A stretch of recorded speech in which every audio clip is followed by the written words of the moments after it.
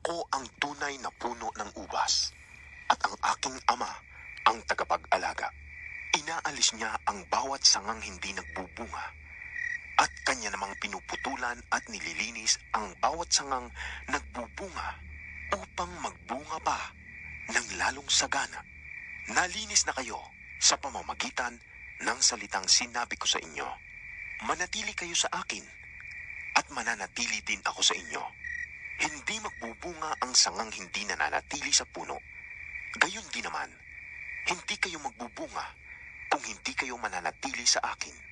Ako ang puno ng ubas, at kayo ang mga sanga. Ang nananatili sa akin, at ako sa kanya, ang siyang nagbubunga ng sagana, sapagkat wala kayong magagawa kung kayo hiwalay sa akin. Ang hindi nananatili sa akin, gaya ng sanga, ay itinatapon at natutuyo. Ang ganoong mga sanga ay tinitipon, inihahagi sa apoy at nasusunog.